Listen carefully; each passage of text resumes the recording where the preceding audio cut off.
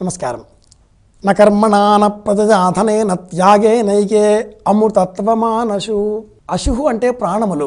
ఇవి అమృతత్వం పొందాలి అంటే మనలో త్యాగబుద్ధి కావాలి.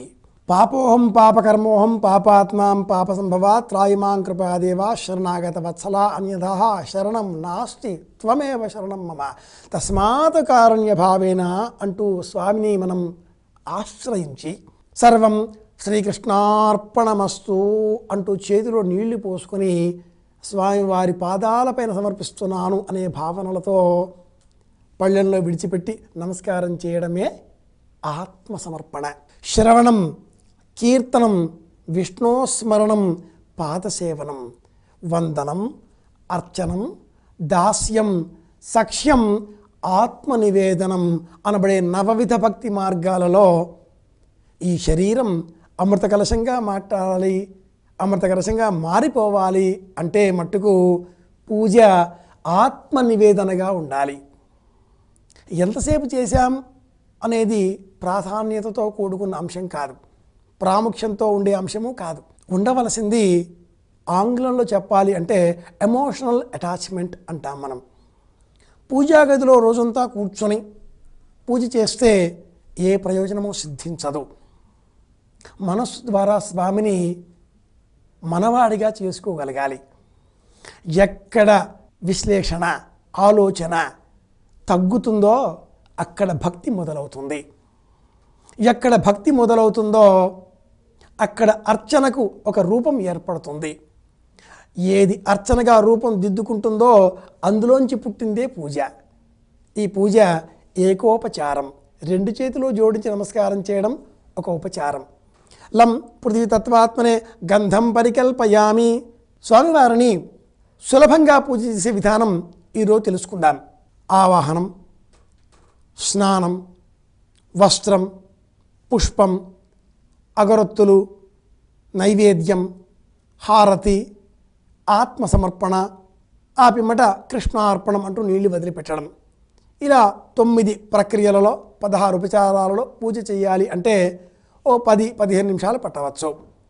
ఇంకా తక్కువ సమయంలో కావాలండి అనేవాళ్ళు ఉన్నారు అనుకుంటే అలాంటి వాళ్ళకే ఈ 5వ భాగంలో లం పృథివీ తత్వాత్మనే గంధం పరికల్పయామి. దీపాలు వెలిగించేశాం, ఓ గోవింద గోవింద అంటూనే పుష్పాలు తీసాం, వాసన చూసి పక్కన పెట్టేశాం, స్వామివారి విగ్రహాలు కడిగేశాం, పైన పెట్టేశాం, గంధం పరికల్పయామి బొట్టు పెట్టేశాం. ఇక్కడ ఇంకా ఏ ప్రక్రియలు లేవు. శంఖ పూజ లేదు, కలశ పూజ లేదు, వాడి రోజు అవసరం లేదు. గం గణపత ఏ నమః గణం స్మరించుకోవాలి, అది మాత్రం తప్పదు. సంకల్పం లేదు, తీరిక ఉంటే చేస్తాం. ఇప్పుడు మనకు సమయం తక్కువ, ఎందుకని అంతా ఆయన్ని, ఆయన ఇచ్చిన పుష్పాన్ని మనం ఆయన సమర్పిస్తున్నాం. గంధం, ఈ భూమికి గంధవతి అని పేరు. శబ్ద, స్పర్శ, రూప, రస, గంధాదులు 5 ఈ పృథివీతత్వం భూమికి గంధవతి, వాసన వచ్చేది. శరీరానికి కూడా ఒక వాసన ఉంటుంది. ఏమండి, మనం దొంగతనం చేసామనుకోండి, మనకు సంబంధించిన ఏదో వస్త్రం, గుడ్డ ఎక్కడో వదిలేసాం, వచ్చేసాం. వాడెవడో పోలీసు వాడు అదేదో కుక్కను తీసుకొచ్చాడు. ఆ కుక్క ఆ గుడ్డ ముక్కని వాసన చూసింది, మనం ఏ ప్రాంతంలో ఉన్నా వచ్చి పట్టుకుంటుంది. మనకు సంబంధించిన వాసన విశేషం ఏదో ఆ వస్త్రానికి అంటుకుని ఉందిగా, అంతమందిలో మనల్ని ఎలా పట్టుకుంది? ఆ వాసన కుక్కకి తెలుసు, మనకు తెలియదు. అది దొంగతనపు వాసన కూడా అయి ఉండాలి, తెలియదుగా. భూమికి వాసన గంధవతి అని పేరు. ఈ శరీరం వాసనామయమైనది, సాంసారికమైన తాపత్రయాల్లో పడి కొట్టుకుపోయేది. కనుక లం పృథివీ తత్వాత్మనే గంధం పరికల్పయామి, హం ఆకాశతత్వాత్మనే పుష్పం పరికల్పయామి. ఓ పుష్పం పెట్టాలి. ఏమంటే రోజు పుష్పాలు మాకు కొని తెచ్చేటటువంటి తాహత స్తోమత ఆ పరమాత్మ ఇంకా ఇవ్వలేదు, లేదా మనస్సు తోచదు, లేదా దొరకవు, ఎన్నో కారణాలు మనస్సు అనుకుంటూ ఉంటుంది. అక్షింతలు పెడదాం. హం ఆకాశతత్వాత్మనే పుష్పం పరికల్పన చేయడం, ఇది పంచోపచార పూజ అంటారు. దీపాలు వెలిగించాలి, విగ్రహాలు తీయాలి, కడగాలి, గంధం కుంకుమ పెట్టాలి, పుష్పం బదులుగా అక్షింతలు పెట్టాలి. యం వాయుస్తత్వాత్మనే ధూపం పరికల్పయామి, 2 అగరొత్తులు వెలిగించాలి. ఇది ధూపం. శబ్దము, స్పర్శము, రూపము, రసము, గంధము అనే పంచతన్మాత్రలలో సృష్టి ఏర్పడుతుంది. ఆకాశం, వాయువు, అగ్ని, నీరు, పృథివీ పాంచభౌతికంగా ప్రపంచం, శరీరం ఏర్పడుతుంది. కాబట్టి ఇందులో తేజస్తత్వాత్మనే తేజస్తత్వాత్మనే దీపం పరికల్పయామి. వెలిగించిన ఆ 2 దీపాలలో కాసింత చమురు, నూనె మళ్ళీ వెయ్యాలి. ఒక్కో చుక్క ఒక్కో చుక్క. ఇది ఉపచారంలో ప్రక్రియ. ఆరంభంలో దీపం వెలిగించాం, అది జ్యోతిష్మతీన్వా సాధయామి. దీపం ఆరంభం కనుక దీపం వెలిగించాలి, విగ్రహం కడగాలి, గంధం కుంకుమ పెట్టాలి, పుష్పం ఉంటే లేదా అక్షంతలు పెట్టాలి, అగరొత్తులు వెలిగించాలి. తేజస్తత్వాత్మనే దీపం పరికల్పయామి. రెండింటిలో కూడా కాసింత ఒక చుక్క నూనె వేయాలి. అమృతతత్వాత్మనే అమృతతుల్య మహానైవేద్యం పరికల్పయామి. స్వామివారికి నైవేద్యం. ఇది అమృతమయమైనటువంటి నైవేద్యం. పూజా గదిలో ఎప్పుడూ కూడా కొన్ని ఖర్జూరాలు, బాదం పలుకులు, మిశ్రీ పలుకులు, ఖండ శర్కర, పటిక బెల్లం, ఈ 5 వస్తువులలో వేటినైనా కొన్నింటిని నిరంతరం ఎప్పుడూ మనం నిల్వ పెట్టుకోవాలి. ద్రాక్ష పళ్ళు కూడా పెట్టుకోవచ్చును. లభ్యం అయిన పక్షంలో అరటిపళ్ళు, అనాస పళ్ళు, సంత్రా పళ్ళు, జామి పళ్ళు, ఏవైనా పళ్ళు ఉంటే సత్వ సంబంధితంగా వాటిని కూడా నైవేద్యంగా. భక్తి ప్రధానం. ఇక్కడ ఏం చెప్తున్నాం మనం? అమృతతత్వాత్మనే. ఈ శరీరం కూడా అమృత కలశం కావాలి. ఈ పదార్థం మనకు శక్తిని ఇవ్వాలి. ఆ సంకల్పంతో స్వామివారి ఎదర ఇలా పెట్టి అమృతతత్వాత్మనే నీళ్లు తిప్పాం. ఈ నీళ్లు తిప్పే సమయంలో ఉదయం తత్సవితుర్వరేణ్యం భర్గో దేవస్య ధీమహి గాయత్ర్యా ప్రోక్ష్య, గాయత్రీ మంత్రంతో ప్రోక్షించాలి. సాయంత్రం సమయంలో హృతంతో సత్యేన పరిశించామి అని చీకటికి సంబంధించినటువంటి స్వరూపాన్ని గుర్తు చేయాలి. హృతంచమే అనృతంచమే తన్మే ఉభయవ్రతం. వెలుగు కావాలి, చీకటి కావాలి. ఎల్లప్పుడూ వెలిగే ఉందనుకోండి మనం బ్రతకలేం. శరీరానికి చీకటి కూడా కావాలి. అలాగున ఎప్పుడూ చీకటే ఉందనుకోండి అప్పుడు బతకలేం. చీకటి కావాలి. కనుక ఋతంచమే సాయంత్రం ఋతంవా సత్యేన ప్రశించామి. జ్ఞాపకం ఉంటే, లేని పక్షంలో ఋతంచమే అన్నా చాలు. అనగపోయినా పర్వాలేదు. పరమేశ్వరుడు కరుణార్ద్ర హృదయుడు. ఆ నైవేద్యం పైన నీళ్లు చల్లి ఇలా తిప్పాం, చూపించాం. సర్వాత్మనే సర్వోపచార పూజాన్ పరికల్పయామి. ఆ పిమ్మట ఆ పళ్ళల్లో ఉన్నటువంటి ద్రాక్ష పండు, ఖర్జూరం, మిశ్రీ, ఏది మనం నైవేద్యంగా సమర్పించామో అది చేతిలోకి తీసుకోవాలి. కన్నులకు అద్దుకొని నమస్కారం చేస్తూ అడుగు అడుగు అడుగు వెనక్కి వేసి 3 అడుగుల వెనక్కి వేసి గిర్రను తిరిగి మన పని మనం చేసుకోవాలి, నోట్లో వేసుకోవాలి. ఇది లఘు పూజ. నిత్య పూజా విధానంలో ఈ 5 పద్ధతులలో, సంక్షిప్తంగా ఉన్న 5 పద్ధతులలో సంకల్పము లేదు, ధ్యానము లేదు, విగ్రహం ఉంది, మనస్సు ఉంది. గంధం పరికల్పయామి, పుష్పం పరికల్పయామి, ధూపం పరికల్పయామి, దీపం పరికల్పయామి, నైవేద్యం పరికల్పయామి. 5 ఉన్నాయి. హారతి కూడా లేదు. అందుకే చాలామంది నిత్య పూజ చేసే సమయంలో ప్రతిరోజు హారతి ఇవ్వాలా అని కూడా సందేహాన్ని వెలిబుచ్చుతూ ఉంటారు. అసలు పూజ అంటే ఏంటో తెలిస్తే అణువణువు కూడా, దేహమంతా కూడా, మన శరీరం అంతా కూడా, పూజా విధానాలన్నీ కూడా నిబిడీకృతమైపోతే, ఇమిడిపోతే అప్పుడు మనకు అంతా పరమేశ్వరుడే అనేటటువంటి భావన వస్తుంది. అప్పుడు అక్కర్లేదు, అంతవరకు కావాలి. మేడపైకి వెళితే పరమేశ్వరుడి దర్శించుకోవచ్చు. మేడపైకి వెళ్ళాలి అంటే మెట్లు కావాలి. ఈ పూజా విధానాలు, ఉపచారాలు 16, 5, 1 అన్నీ కూడా మెట్లు. మెట్లపైన ప్రేమ పెంచుకున్నామా మేడపైకి పోలేం. మేడపైకి పోతే కానీ పరమేశ్వర దర్శనం కాదు. మేడపైకి పోవాలి అంటే మెట్లు ఉండాల్సిందేను. మెట్లపైన ప్రేమ మట్టుకు పనికిరాదు. ఉపచారాలపైన ప్రేమ మట్టుకు అతిగా చూపించకూడదు. ఇది నిత్య పూజా విధానంలో మనం గుర్తుపెట్టుకోవాల్సిన అంశం. క్రమేణా అందరికీ ఉండే సందేహాలలో ఈ పూజా విధానంలో ఇంట్లో శివలింగం పెట్టుకోవచ్చునా, ఇంకా ఇలా చూస్తే ఇంట్లో సాలగ్రామం పెట్టుకోవచ్చునా, భజ సేవాయాం ప్రేమతో కూడుకున్న అంశం. అలా చేస్తేనే ఈ శరీరం అమృత కలశం అవుతుంది. అప్పుడు ఇది శరీరం, ఇక్కడ స్వామి, ఆ భావన స్థిరపడుతుంది. పంచోపచారాలలో పూజ ఎలా చేయాలో తెలుసుకున్నాం. ఇంట్లో శివలింగం పెట్టుకోవాలా? శివలింగం పెట్టుకోవడానికి కొన్ని నియమాలు ఉన్నాయి. ఆ నియమాలు పాటించగలిగితే శివలింగం ఇంట్లో పెట్టుకోవచ్చు. ఏమిటి? సాత్విక ఆహారం తీసుకోవడం, అసత్యములు ఆడకపోవడం, నిత్యము స్నానం చేసి పూజను శ్రద్ధతో చేయగలగడం, ఇంట్లో మాంసాహారాదులేవి కూడా వండకపోవడం, ఉపనయన సంస్కారం కూడా ఉండడం అంటూ ధర్మం చెబుతుంది.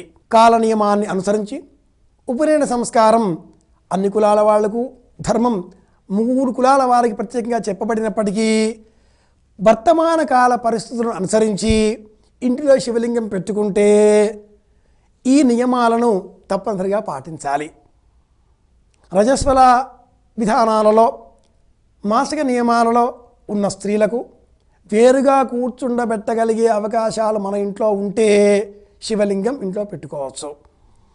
లేని పక్షంలో ఆలయానికి వెళదాం, నమస్కారం చేద్దాం. అలాగే సాలగ్రామ శిలావారి, సాలగ్రామ మీద అభిషేకం చేస్తే వచ్చే తీర్థమే తీర్థం, ఇంకేది కూడా తీర్థం కాదు అని కూడా శాస్త్రం చెబుతుంది. ఇందాక చెప్పినట్లుగా శివలింగం విష్ణువుకు ప్రతీక, సాలగ్రామ శ్రీమన్నారాయణమూర్తికి ప్రతీక.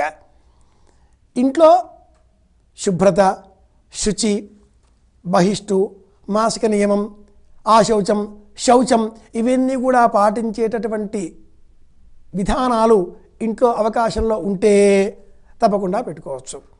అయితే ఈ సాలగ్రామను స్త్రీలు అర్చించకూడదు అని కూడా సంప్రదాయం చెబుతుంది. శివలింగమును కూడా స్త్రీలు తాకరాదు. అభిషేకం చేసే సమయంలో ఒకవేళ భర్త కారణాంతరాల చేత అభిషేకం చేయడానికి వీలు లేని సమయంలో ఉన్నప్పుడు వారు ఆ శివలింగం పైన తాకకుండా పైనుంచి నీళ్లు వేయవచ్చును. శివలింగాన్ని కానీ శాలగ్రామాన్ని కానీ తాకకుండా బిల్వము, తులసీదళం పైనుంచి ఇలా వదల్చి నమస్కారం చేయాలి. చేతబుచ్చుకొని స్పృశించి అర్చనలు చేయకూడదు అంటుంది శాస్త్రం. ధర్మం కూడా. విగ్రహం అనేది నిగ్రహం కోసమే. అయితే శివలింగం కానీ శాలగ్రామ కానీ ఇతర విగ్రహాల వంటివి కావు. వీటికి ప్రకృతిలో ఉండేటటువంటి మూలకములతో ప్రత్యక్ష సంబంధం ఉంది. ఆయా మూలకాలతో వచ్చేటటువంటి ఈ స్వరూపాలకు, మంత్రం చెప్పేటప్పుడు వచ్చేటటువంటి శబ్దధ్వనులకు కలిగేటటువంటి సన్నికర్ష చేత వెలువడేటటువంటి కాంతి పుంజములు స్త్రీలకు కీడు కలిగిస్తాయేమో అనే ఉద్దేశ్యంతో మాత్రమే సనాతన సంప్రదాయం ఇలా శివలింగాన్ని కానీ శాలగ్రామమును కానీ స్త్రీలు స్పృశించరాదు అనే నియమాన్ని సనాతన ధర్మం ఏర్పాటు చేసింది. ఆధునికులు వారి వారి మానసిక స్థితిని అనుసరించి వాళ్ళు పాటించవచ్చును, పాటించకపోవచ్చును గాక. ఏమైతేనేం నిత్య పూజలో వీలైనంత మట్టుకు యంత్రాలు, శాలగ్రామాలు, శివలింగాలు కాకుండా ఇంకా ఏవైనా రాగి, ఇత్తడి ఇలాంటి లోహాలతో చేసినటువంటి అంగుళ ప్రమాణం మించనటువంటి, బొటనవేలి కంటే మించనటువంటి చిన్న విగ్రహాలనే పూజలో పెట్టుకోవాలి. శైలి, దారుమయి, లౌహి, లేప్య, లేఖ్యాచ సైకతి, మనోమయి, మణిమయి, ప్రతిమ అష్టవిధా స్మృతా అని దేవీ భాగవతం చెబుతుంది. చెక్కతో చేసింది, చిత్రించింది, లోహంతో చేసింది, మణులతో లభించేది, శాలగ్రామాలుగా శిలారూపంలో లభించేది, మనస్సు పరికల్పన చేసింది, ఇలా 8 విధాలుగా దైవానికి చిత్ర రూపం కల్పించవచ్చు, వీటిని అర్చించవచ్చు అని మనకు భాగవతం చెబుతుంది. కనుక శిలారూపంలో కానీ చిత్రరూపంలో కానీ గంధంతో సేకరించింది కానీ చెక్కతో చేసింది కానీ చిత్రపటం కానీ రత్నాలలో కానీ ఎలాగైనా సరే ఇతర రూపాలలో మనం దేవతారాధన నిత్య పూజ అర్చన ఆచరిద్దాం. వీలైనంత మట్టుకు శాస్త్ర సంబంధితమైన విషయాలలో విచికిత్స లేకుండా ఆరంభంలో చెప్పుకున్నాం మనం. ఎక్కడ విచికిత్స మొదలవుతుందో, ఎక్కడ వివేచన మొదలవుతుందో, ఎక్కడ ప్రశ్న మొదలవుతుందో అక్కడ భక్తి ఉండదు. ప్రశ్న లేని చోట, వివేచన లేని చోట భక్తి, భక్తితో పాటు పూజ ఈ రెండు ఆరంభమవుతాయి. పూజ చేస్తే విశ్వాసం కలుగుతుంది, ప్రశాంతత లభిస్తుంది. పూజ చేయడంలో పరమాత్ముడు మన పట్ల ఉన్నాడు అనేటటువంటి ధైర్యం మనకు లభిస్తుంది. ఈ ధైర్యాన్ని ఊతగా తీసుకుని మన సమస్యలను మనం ఎదుర్కొందాం. అమృతత్వం అంటే ఎప్పటికీ శాశ్వతంగా శరీరంతో ఉండడం కాదండోయ్, మనస్సు ఎప్పుడూ ఆనందంగా ఉండడం అని అర్థం. ఒక వ్యక్తి నిరంతరం చిరునవ్వులు చిందిస్తున్నాడు అంటే అర్థం అతడి సమస్యలు లేవని కాదు, ఆ సమస్యలని ఎదుర్కొనేటంతటి శక్తి అతడిలో ఉంది అని అర్థం. ఆ శక్తి మనకు కావాలి అంటే మనం ప్రతిరోజు కూడా ఇలా పూజ చేయాలి. అన్నట్టు మరో మాట అండోయ్, చాలామందికి వారానికి ఒకసారి పూజ చేసే అలవాటు ఉంటుంది. ప్రతిరోజు కూడా ఉదయమే కార్యాలయానికి వెళ్ళాలి కాబట్టి ఆదివారం నాకు సెలవు కాబట్టి ఆ రోజు చేస్తాను, శనివారం నాడు నమ్మకం ఉంది కాబట్టి ఆ రోజు చేస్తాను, ఇలా వారాన్ని ఒకటోసారో రెండోసారో చేసే అదివాల. అలా అలవాటున్న వాళ్ళు ఏం చేయాలి అని కూడా అడుగుతూ ఉంటారు. అది వాళ్ళ విచికిత్సకి మాత్రమే మనం వదిలిపెట్టాలి. మనం రోజు భోజనం చేయడం లేదా? రోజు ఆహారం తీసుకుంటున్నాం కదా. మనం ఏది ఆహారం తీసుకుంటున్నామో ఆ తీసుకునే కంటే పూర్వమే దానిని పరమాత్మ సన్నిధానంలో ఉంచి సమర్పించి నమస్కారం చేయడం, స్వీకరించడం, ఇది పూజ అంటే. ఇంతకంటే మించి మరింకేమీ లేదు. కనుక వారానికి ఒకసారి పూజ చేస్తాం, రావణ పూజ. ప్రతిరోజు అసలే పూజ చేయం, అతివృష్టి అనావృష్టి, తప్పు. ఏది తీసుకున్నా కూడా యదన్నా వై మానవ తదన్నా వై దేవాహ. మనం ఏది తీసుకున్నా కూడా కృష్ణార్పణమస్తు అంటే అది పరమాత్మకి సమర్పించినట్లే. కనుక మనం వీలైనంత సంక్షిప్తంగా స్వామివారి గురించి తెలుసుకున్నాం, నిత్య పూజ చేశాం. నిత్య పూజ చేయడానికి 2 నిమిషాల నుంచి 5 నిమిషాల నుంచి 10 నిమిషాల వరకు మనం కేటాయించగలిగితే 24 గంటల సమయం, ఒక్కొక్క గంటకి 60 నిమిషాలు, 5 నిమిషాల పాటు మనం కేటాయించలేమా? స్నానం చేసిన పిమ్మట గదిలోకి వెళ్ళి దీపాలు వెలిగించి విగ్రహాన్ని పళ్ళెల్లో పెట్టి కాసింత నీళ్లు పోసి కడిగి తుడిచి గంధం కుంకుమ పెట్టి అగరత్తులు వెలిగించి ఏవైనా పళ్ళు ద్రాక్ష స్వామివారి ముందర పెట్టి నమస్కారం చేయడం. వచ్చిన ఒక శ్లోకం చెప్పడం, ఆదిత్యాయ చ సోమాయ మంగళాయ బుధాయ చ గురు శుక్ర శనిభ్యశ్చ రాహవే కేతవే నమః. నవగ్రహ ధ్యాన శ్లోకం. ఒక్క శ్లోకంలో 9 పేర్లు వచ్చేసాయి. మన ప్రాచీనులు ఎంత గొప్పవాళ్ళండి అంటే సూక్ష్మంలో మోక్షం. అగజారణ పద్మార్కం గజారణ మహర్నిషం అనేకదంతం భక్తానాం ఏకదంతం ఉపాస్మహే. గణపతి నమస్కారం చేస్తే అన్ని దేవతకు నమస్కారం చేసినట్లే. ఆదౌ రామ తపోవనానుగమనం హత్వా మృగం కాంచనం వైదేహీ హరణం జటాజి మరణం సుగ్రీవ సంభాషణం వాలీ నిగ్రహణం సముద్రతరణం లంకాపురీదాహనం పశ్చాద్ రావణ కుంభకర్ణహరణం ఏతద్ధి రామాయణం. ఇలా మనం ఒక శ్లోకంలో రామాయణం చెప్పుకోవచ్చు, ఒక శ్లోకంలో భాగవతం చెప్పుకోవచ్చు. మనకు ఏ దేవతా సంబంధితంగా మమకారం కలిగితే ఆ దేవతా స్వరూపాన్ని ఇలా ధ్యాన శ్లోకంలో నమస్కారం చేద్దాం. అన్నింటికంటే కూడా ముందు మనం కలిగి ఉండవలసింది వినయం. ప్రతి వ్యక్తికి 48 గుణాలు ఉండాలి అని చెబుతుంది సంప్రదాయం. 48 సంస్కారాలు అని పేరు. వాటిలో 40వది అంత్యేష్టి. దానినే మనం కుదించుకొని షోడశ కర్మలలో 16వదిగా చేస్తున్నాం. అగ్నిష్టోమాది కర్మలు, ఆప్తోర్యామ కర్మలు, సప్తపాక సంస్థలు, సప్తసోమ సంస్థలు ఇవన్నీ కూడా లుప్తమైపోయాయి. గర్భాధానం, అంత్యేష్టి 16 మిగిలాయి. ఇందులో పూజా విధానం దీపారాధన పూజ. సాయంత్రం వేళ దీపం పెట్టుకోవాలి, అది పూజ. పరమాత్ముడు ఇంటికి వస్తున్నాడు, అది పూజ. మనసులో నెలకొల్పుకున్న మన భావన ప్రాణశక్తిని ఉద్దీపనం చేసుకోవడం ఇది పూజ. కనుక శరీరాన్ని ఏదో జంతువునాం నరజన్మదుర్లభం అన్నట్లుగా ఇతర జంతువులకు మనకు తేడా ఏమిటి అంటే ఆహార నిద్ర భయ మైథునాని సామాన్యమే తత్వశిభిర్నరాణం అంటారు శంకర భగవత్పాదుల వారు.